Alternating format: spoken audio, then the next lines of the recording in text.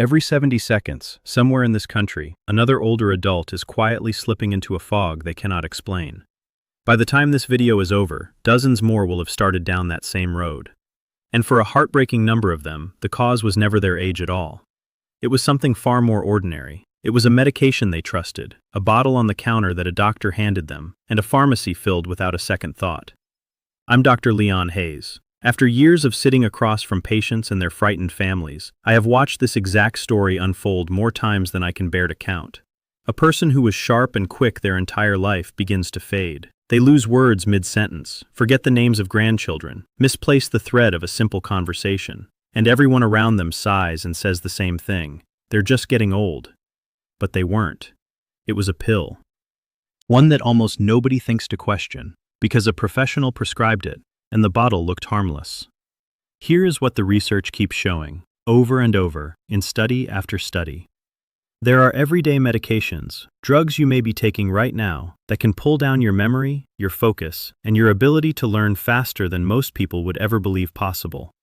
And the cruelest part is that the people taking them rarely have any idea it is happening. The decline feels like aging. It feels like fate. It is neither. Today I am going to walk you through the 9 medications most closely tied to rapid memory loss in older adults. I'll count down from the ones that get quietly overlooked, all the way to the single hidden danger I consider the most destructive of them all. Pay close attention when we reach number 3, because it is given to millions of people for a problem that sounds completely harmless, and it may be eroding the memory centers of your brain at this very moment without a single warning sign to alert you. Before we begin, do me a favor. Tell me in the comments how old you are and which medications you take every single day. I read them personally, and the answers shape what I cover in the videos that follow.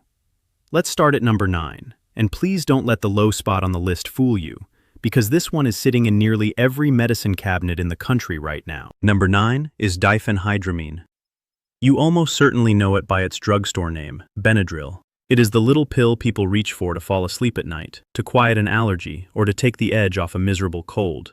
It costs only a few dollars. It sits on an open shelf where anyone can grab it, and most people assume that because it requires no prescription, it must be perfectly gentle. Inside your brain, the story is very different. Benadryl belongs to a group of drugs called anticholinergics. That is a complicated word for a simple idea. These drugs block a brain chemical called acetylcholine. Acetylcholine is the messenger your brain depends on to form new memories and to stay alert and focused through the day. As we get older, the brain naturally produces less of it and leans harder on every bit it has left. So a drug that blocks acetylcholine lands far more heavily on a 70-year-old brain than on a 30-year-old one. The structure that absorbs the damage is the hippocampus, the small, seahorse-shaped region where new memories are first formed before they get filed away for the long term. In my own practice, I have watched patients take a nightly antihistamine for years, slowly losing their mental edge, never once connecting that creeping fog to the little pill beside their bed. The research speaks plainly. A study tracking older adults who regularly used anticholinergic drugs found a roughly 54% higher risk of developing dementia compared with people who avoided them. More than half again the normal risk, from something most of us treat like harmless candy. So here is what to do. Read the label on anything you take to sleep and anything marked PM, nighttime, or allergy relief, because those products are very often just diphenhydramine wearing a different costume. If you need an allergy medication, newer options like loratadine, sold as Claritin, do not cross into the brain the way Benadryl does, and are far safer for long-term use. Never stop a medication on your own. Bring it to your doctor first. But please, stop assuming that over-the-counter automatically means safe for your memory. That is number 9. Number 8 is one your stomach loves and your brain quietly pays the price for. Number 8 is the proton pump inhibitors. The big names you'll recognize are omeprazole, sold as Prilosec, and esomeprazole, sold as Nexium. These drugs shut down acid production in the stomach, and they get handed out freely for heartburn, reflux, and that burning discomfort after meals. People stay on them for years, sometimes decades, because the moment they stop, the symptoms come roaring back even worse than before. So it feels like the drug is the only thing standing between them and constant misery. Here is the part almost nobody hears at the pharmacy counter. Your stomach needs acid to pull certain critical nutrients out of your food, and chief among them is vitamin B12, which protects the wiring of your nerves and your brain. Turn the acid down far enough, for long enough, and your B12 levels quietly fall. So do magnesium and calcium, two minerals your brain cells depend on to fire and signal cleanly. Starve the neurons of those, and you get misfires, confusion, and memory lapses that look exactly like early Alzheimer's, when the true cause is a nutrient your medication has been quietly blocking the entire time. A large study examining tens of thousands of people aged 75 and older found that regular users of these acid blockers had around a 44% higher risk of dementia than people who did not take them. And the trouble runs even deeper than the missing nutrients, because these drugs have also been linked to higher levels of amyloid beta in the brain, the sticky protein that accumulates in Alzheimer's disease. So here is the move. If you take one of these every single day, that is the conversation to have at your next appointment. Many people can taper down onto a gentler class called H2 blockers, such as famotidine, sold as Pepcid, which is far less likely to affect your thinking. Chewing deglycyrrhizonated licorice, a natural compound that soothes and coats the stomach lining, can ease symptoms with no cost to the brain at all. The goal is the lowest dose for the shortest time, not a pill you swallow forever out of pure habit. Number 7 is prescribed for a problem most people would rather not talk about openly. Number 7 is the bladder drugs, and the one to know by name is oxybutynin, sold as Ditropan. It is given to seniors who struggle with a sudden, urgent need to reach the bathroom, the kind of overactive bladder that can reshape an entire day around fear and inconvenience. The relief it provides is real, and the embarrassment it spares people is real as well. But oxybutynin works by blocking acetylcholine, the very same memory chemical that Benadryl blocks, and this particular drug slips across into the brain with disturbing ease and parks itself right where memories are formed. That makes it one of the more dangerous medications on this entire list for an older adult, especially when it is taken month after month, year after year. A study following people over 65 who took strong anticholinergic drugs like oxybutynin for longer than a year found their risk of dementia was roughly 49% higher, approaching nearly 1 in 2. And here is what troubles me the most. Almost none of them were ever warned. They were simply told a pill would calm the bladder. Nobody mentioned it might be dimming the mind at the very same time. The fog gets blamed on age. People describe forgetting appointments, losing their keys 10 times a day, dropping the thread of an easy conversation, and everyone around them nods and murmurs that they're just getting older. It is rarely traced back to the prescription until real, lasting ground has already been lost. If you take oxybutynin and you have noticed your memory slipping, take that seriously, because you do not have to choose between your bladder and your brain. Newer drugs like mirabegron, sold as Myrbetriq, work through a completely different pathway and do not block acetylcholine at all. For most older adults, they offer the same control with far less risk to clear thinking. Bring it up at your next visit and ask whether a switch makes sense for you. Number 6 might be the most surprising entry here because it is one of the most prescribed drugs on the entire planet. Number 6 is statins. Simvastatin and atorvastatin, sold as Zocor and Lipitor, are among the most widely prescribed medicines in the world, especially after the age of 60. And they do an important job, lowering cholesterol and reducing the risk of heart attacks and strokes. Statins genuinely belong in many people's lives, and this is not a case against them as a whole. What follows is simply the half of the story that usually gets left out of the conversation. Cholesterol does far more than affect your heart.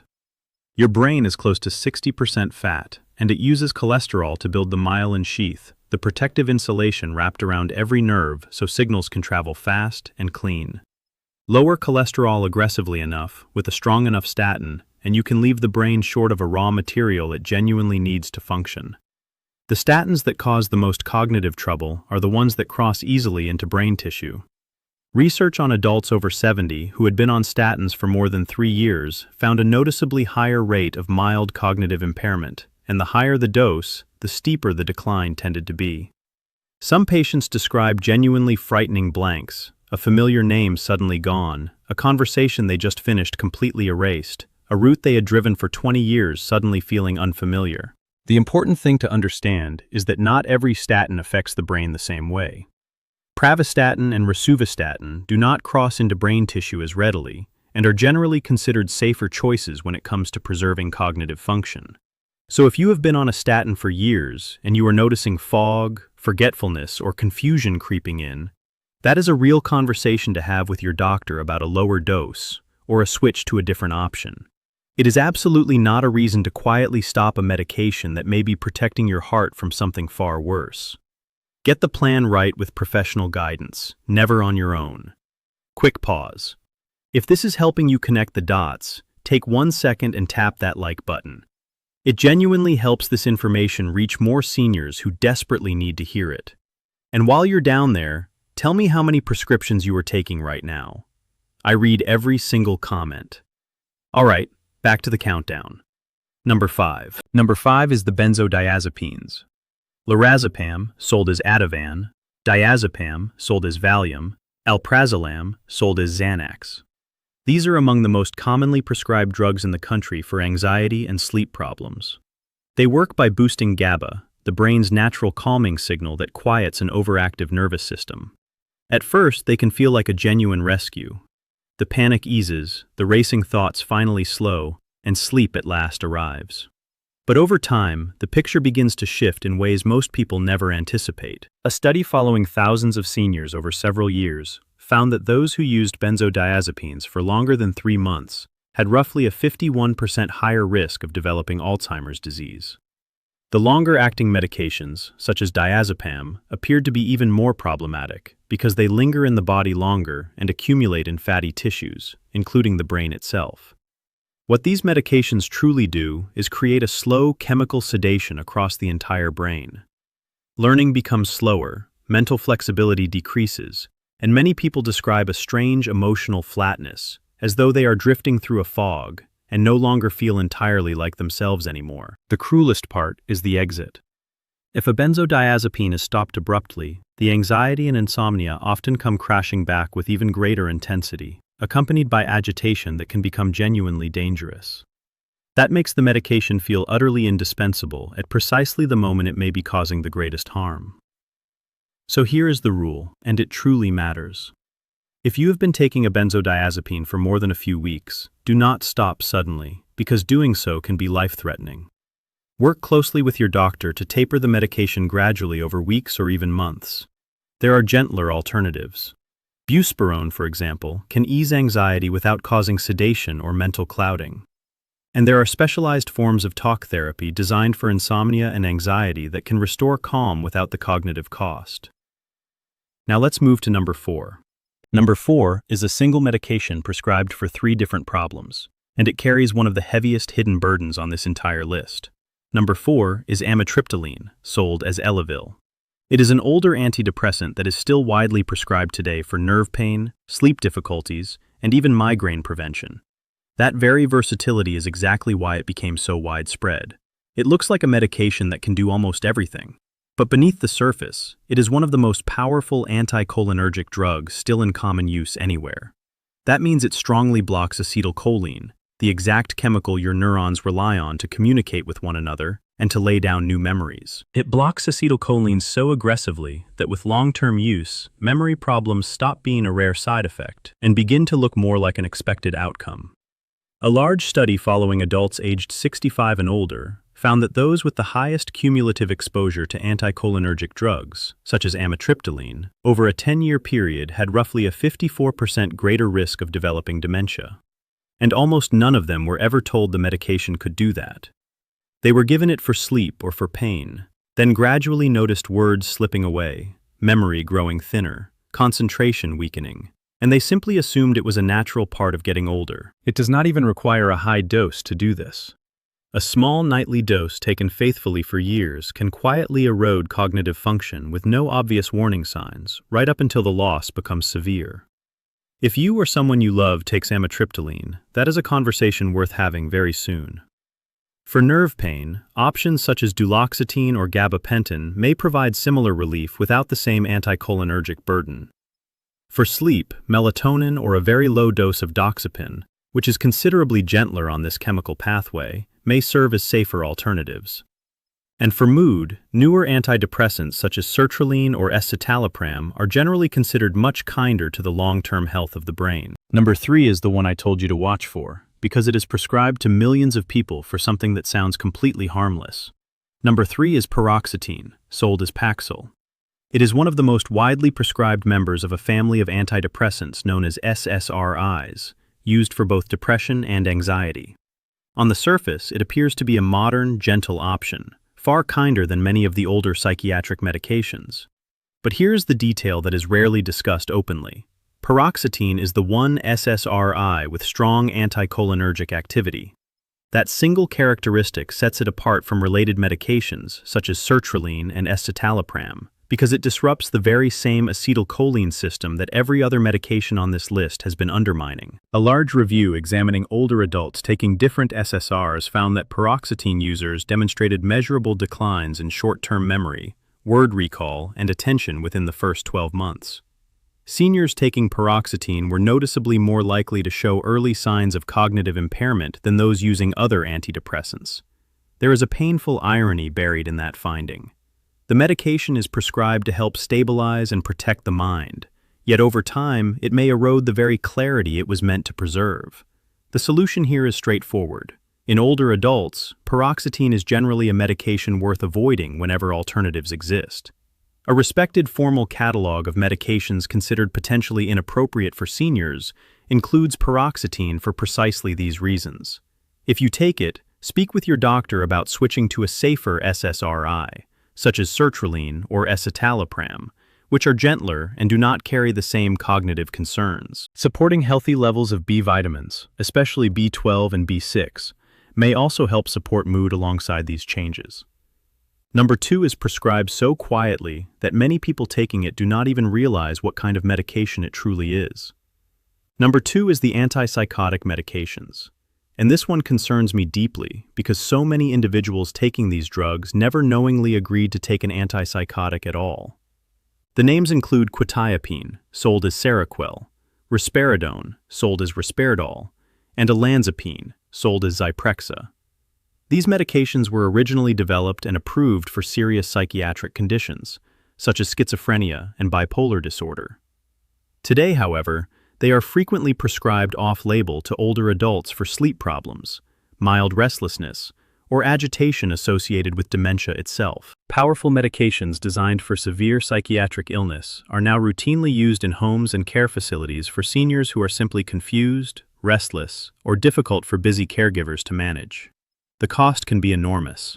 A study following tens of thousands of older adults found that those given antipsychotic medications for behavioral symptoms were dramatically more likely to experience worsening cognitive decline within a single year, even when they had no history of dementia before treatment began.